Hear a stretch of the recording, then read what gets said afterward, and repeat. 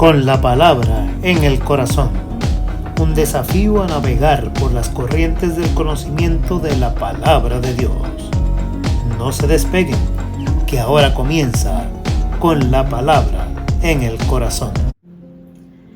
Amados hermanos, gracia y paz de nuestro Señor Jesucristo esté con todos ustedes. Dios les bendiga grande y poderosamente. Estamos en esta tercera unidad, Cristo Libera, el leccionario El Discípulo. Esta es la lección número 10. ¿Qué se requiere para ser salvo? El tema es la ley de Dios es el amor. Y el texto bíblico que vamos a utilizar, si no tiene el leccionario en la lección 10, pues busca el libro de Hechos, capítulo 15, los versos del 1 al 11. Y esa será la porción bíblica que vamos a estar estudiando. Hechos 15, del 1 al 11.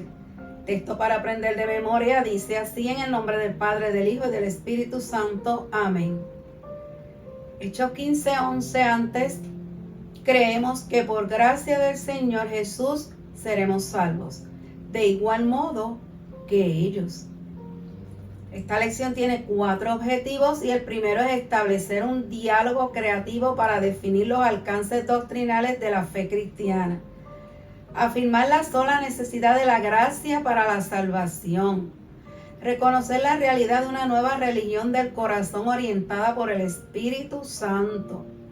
Y recordar que solo Dios conoce los corazones y los pensamientos, que sus criterios de salvación son absolutos y justos. También esta lección tiene 3 palabras en su vocabulario y la primera es asamblea. Aquí, en esta lectura que vamos a tener, asamblea quiere decir reunión celebrada entre el año 49 y 50 después de Cristo para considerar el tema de la participación de los cristianos de la gentilidad en la iglesia. La segunda palabra es ancianos. El término en tiempos apostólicos fueron gobernantes en la primera iglesia. Se les conocía también como supervisores y obispos y en algunas comunidades eclesiásticas. El tercer término es Fenicia, una región localizada al este del Mediterráneo. Allí, bien temprano en la historia de la iglesia, llegaron algunos discípulos a predicar el evangelio. Vamos a tener una lección bien amena, bien interesante y parecería que está escrita para nuestros tiempos por la realidad que ella contiene. La lectura la vamos a tener en Hechos 15 del 1 al 11 y dice así: Entonces algunos que venían de Judea enseñaban a los hermanos: si no os circuncidáis conforme al rito de Moisés, no podéis ser salvos. Pablo y Bernabé tuvieron una discusión y contienda no pequeña con ellos. Por eso se dispuso que Pablo, Bernabé y algunos otros de ellos subieran a Jerusalén, a los apóstoles y a los ancianos, para tratar esta cuestión. Ellos, pues, habiendo sido encaminados por la iglesia, pasaron por Fenicia y Samaria, contando la conversión de los gentiles, y causaban gran gozo a todos los hermanos. Al llegar a Jerusalén, fueron recibidos por la iglesia y por los apóstoles y por los ancianos. Y refirieron todas las cosas que Dios había hecho con ellos. Pero algunos de la secta de los fariseos que habían creído se levantaron diciendo: es necesario circuncidarlos y mandarles que guarden la ley de Moisés. Entonces se reunieron los apóstoles y los ancianos para conocer este asunto. Después de mucha discusión, Pedro se levantó y les dijo: hermanos, vosotros sabéis cómo ya hace algún tiempo Dios escogió que los gentiles oyeran por mi boca la palabra del evangelio y creyeran. Y Dios, que conoce los corazones, les dio testimonio, dándoles Espíritu Santo, lo mismo que a nosotros. Y ninguna diferencia hizo entre nosotros y ellos, purificando por la fe sus corazones. Ahora pues, ¿por qué tentáis a Dios poniendo sobre la cerviz de los discípulos un yugo que ni nuestros padres ni nosotros hemos podido llevar? Antes creemos que por la gracia del Señor Jesús seremos salvos de igual modo que ellos. Y así termina esta porción bíblica que vamos a estudiar. Esta porción se encuentra en el libro de Hechos, un libro escrito, no lo menciona directamente, pero por la forma en que fue escrito, ¿verdad? Decimos que fue escrito por Lucas, y conocemos el libro de los Hechos como la continuación del libro de Lucas. Este libro es considerado como el libro de mayor importancia en el canon bíblico. Se dice que este libro es la continuación del Evangelio de Lucas y que fue escrito después de la crucifixión durante un periodo de 30 años. Se dice que Lucas, el médico y colaborador leal de Pablo, incluye un relato de la organización de la iglesia y explica el movimiento cristiano primitivo. Esta época se presenció el crecimiento rápido del cristianismo, tanto en número como territorialmente. Este libro tiene como uno de sus propósitos la defensa del Evangelio.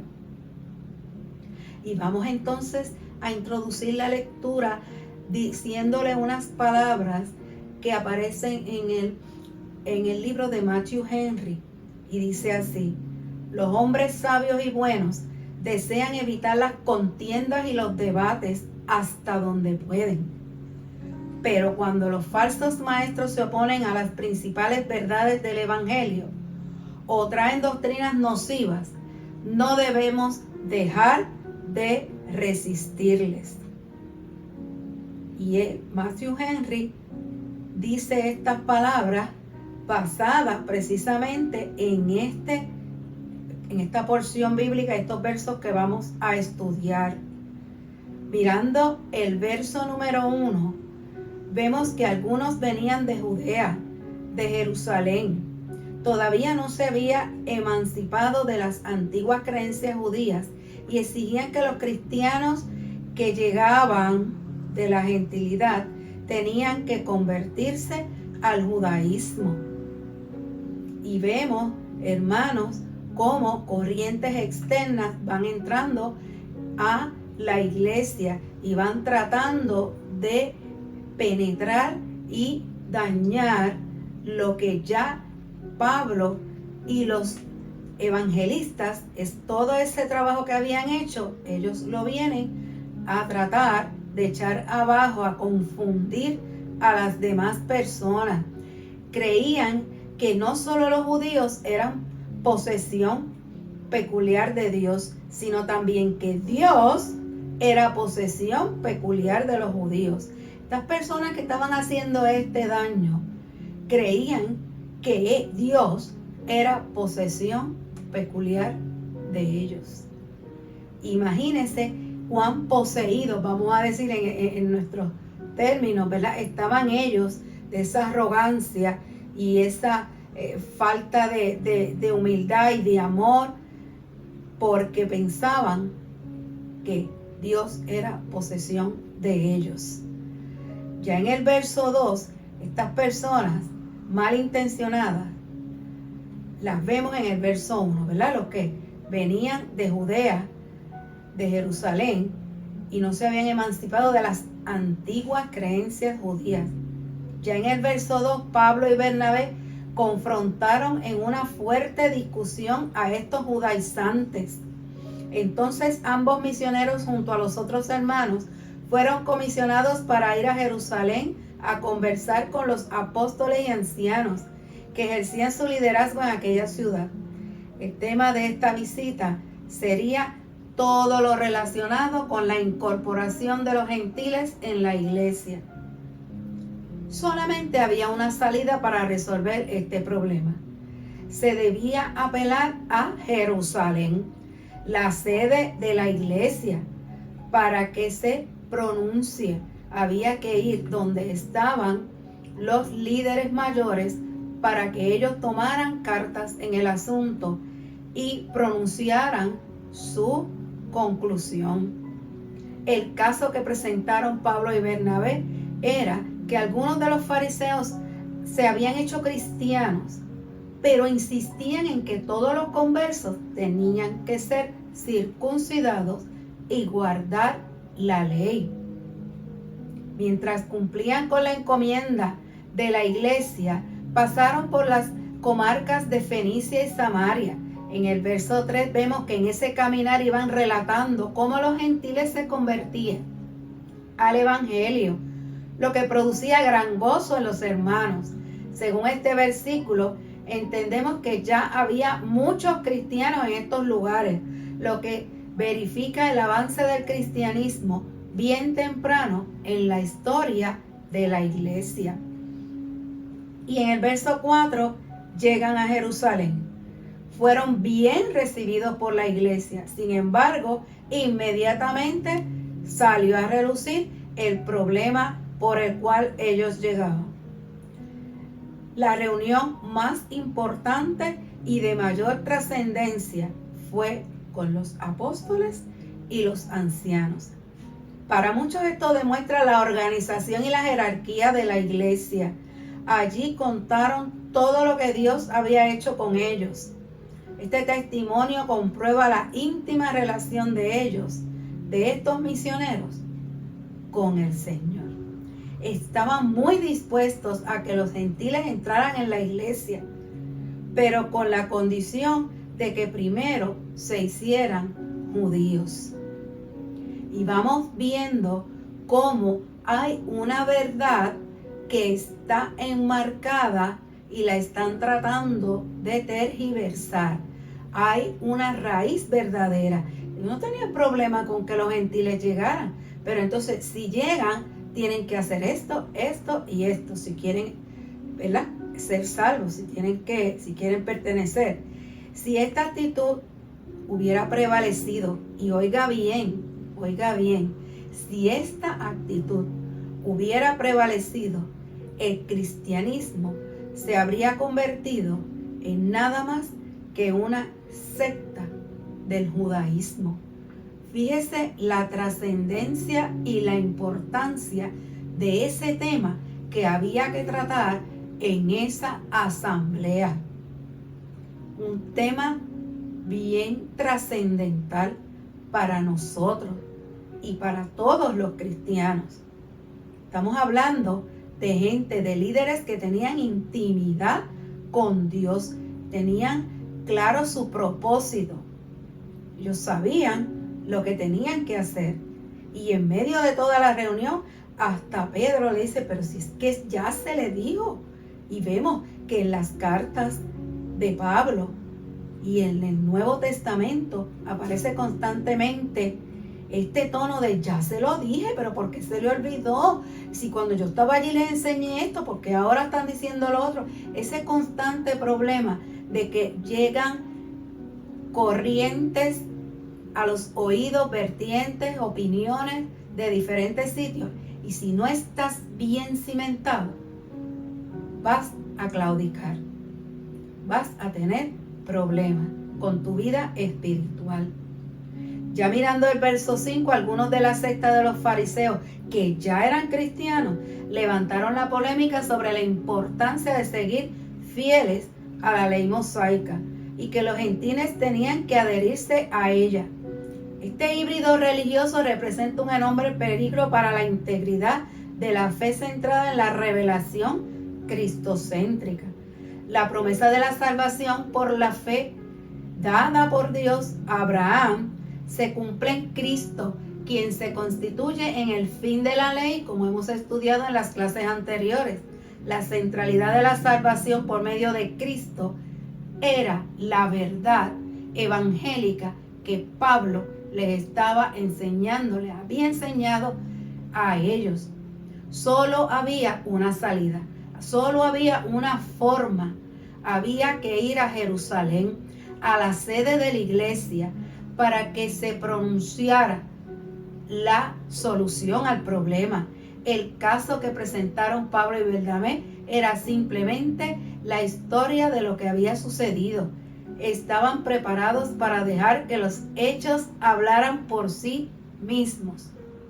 Pero algunos de los fariseos que se habían hecho cristianos insistían en que todos los convertidos tenían que ser circuncidados y guardar la ley. Los versos 6 y 7 nos muestran y recalcan la presencia de apóstoles y ancianos. Esos apóstoles con toda probabilidad eran Pedro, Juan, Santiago, el último conocido como Jacobo, el hermano de Jesús. La discusión para un asunto tan importante fue muy larga e intensa. Descolla entonces la figura de Pedro como líder prominente de la iglesia en Jerusalén y declara haber sido escogido por Dios para que los gentiles oyeran la palabra y el evangelio y creyeran. Se acepta generalmente que Pedro aludía al encuentro con Cornelio, el centurión, y a la conversión de este. Aquí Pedro declara en el verso 8 lo que Dios hizo por medio del Espíritu en el corazón de los gentiles. Equipara la experiencia que han tenido los judíos con el Espíritu Santo, con lo que de igual forma recibieron los gentiles. Ya en el verso 9 se añade que Dios no hizo ninguna diferencia entre judíos y gentiles. Entonces Pedro hace una importante declaración: por la fe fueron purificados sus corazones. Y esta aseveración teológica de Pedro es un anticipo de toda una exposición doctrinal paulina sobre la naturaleza de la salvación que se encuentra en Romanos. Ya el verso 10, la ley se constituyó en una carga para los judíos, un peso que estos mismos no habían podido llevar. Dice, ¿por qué?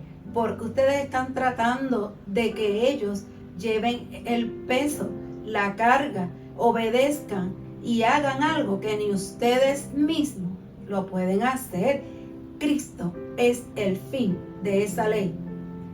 Verso 11 es el último del estudio. Este monumental versículo declara que la salvación es por la gracia y se infiere que el esfuerzo humano para acceder a ella carece de validez.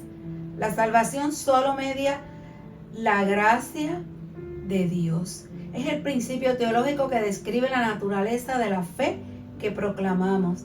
Y esa fe nos dice que Cristo es suficiente. Por lo tanto, hermano, mire qué interesante e importante. Por mi parte, es mi juicio que dejemos de dificultar las cosas a los gentiles que se vuelven a Dios, pero que les enviemos una carta para que se guarden de las contaminaciones ofrecidas a los ídolos, de la formación, de la fornicación, de lo estrangulado y de la sangre. Hermano, todo esto terminó en una carta que se conoce como la Carta de Libertad para los gentiles. Pero ese hecho del verso 11 quisiera enfatizar en esa parte donde nos dice: vamos a dejar de hacerle tan difícil las cosas a los gentiles. Vamos a dejar de crear tantas dificultades. Vamos a dejar de ser piedra de tropiezo. Y que muchas veces en nuestra vida nos dedicamos a hacer la piedra de tropiezo. Nos dedicamos a hacer la molestia, los agentes fiscales, los que ni hacen ni dejan hacer. Y como decimos en Puerto Rico, el perro del hortelano. El perro del hortelano ni se come la hortaliza, ni deja que nadie coma de la hortaliza. Y a veces usamos esos términos en Puerto Rico para decir que una persona ni trabaja por la obra, ni deja que los demás trabajen por la obra. Y nos pasamos como dicen las mismas cartas, discutiendo, no dejando, entorpeciendo. Tenemos que mantenernos en oración, porque en el momento que venga a nosotros ese deseo, que nosotros tengamos, hermano, solamente Dios, su Espíritu Santo y la sabiduría que Él nos da es quien nos va a ayudar a no ser piedra de tropiezo.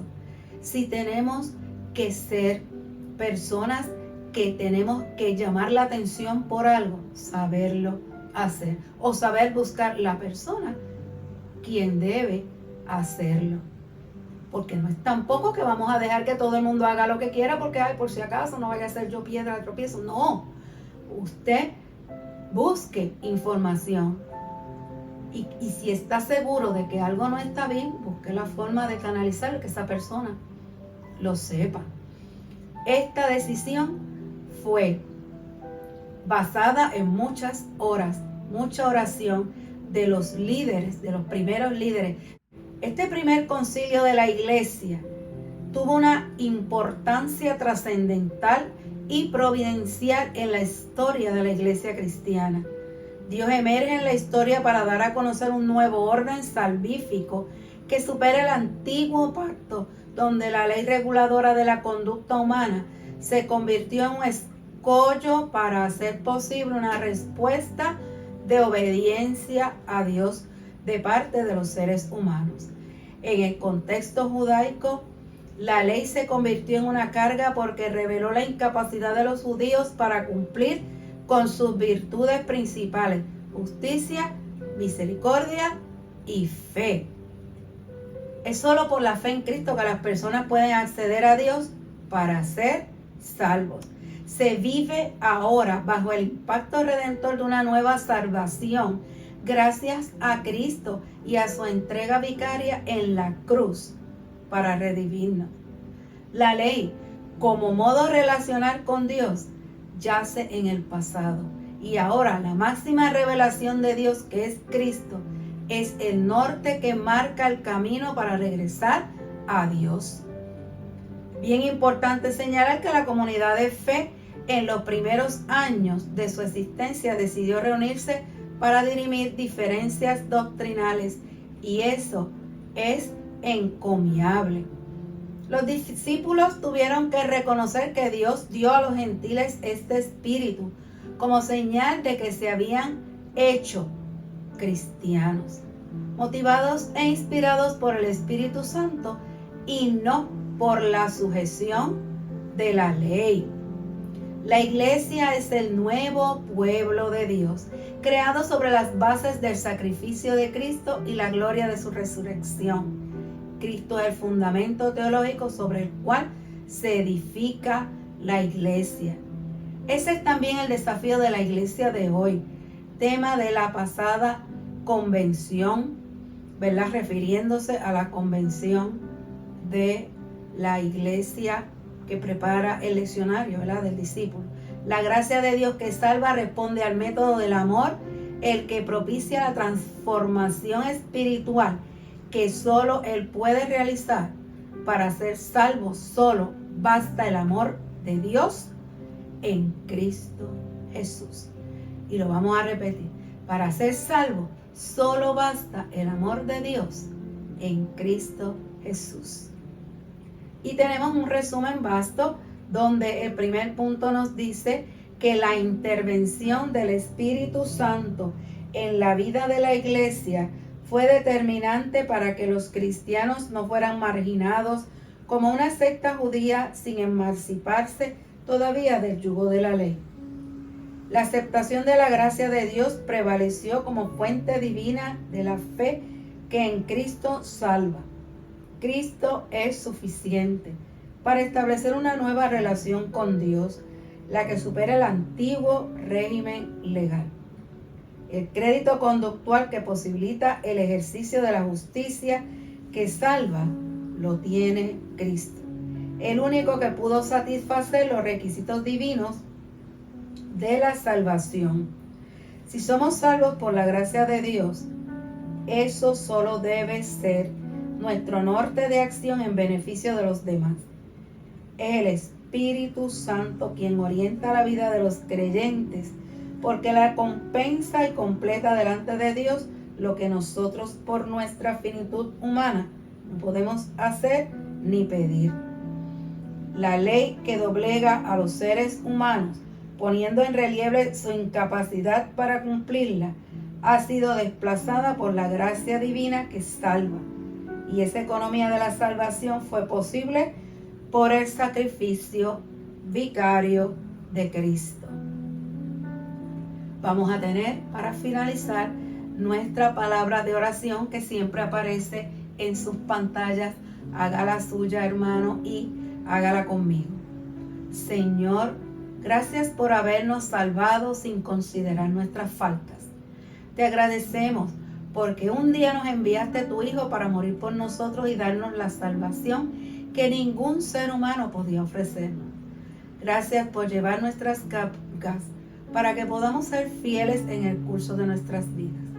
Y gracias, Señor, por entregarnos como un don de amor a tu Santo Espíritu, que nos inspira para adorarte. Y oramos en el nombre de Cristo Jesús. Amén, amén, amén. Hasta aquí esta lección con la palabra en el corazón. Su hermana Sandra Torres les desea una maravillosa experiencia con el Señor cada día. Dios les bendiga mucho. Hemos presentado con la palabra en el corazón. No olviden sintonizarnos la próxima semana y que Dios les bendiga.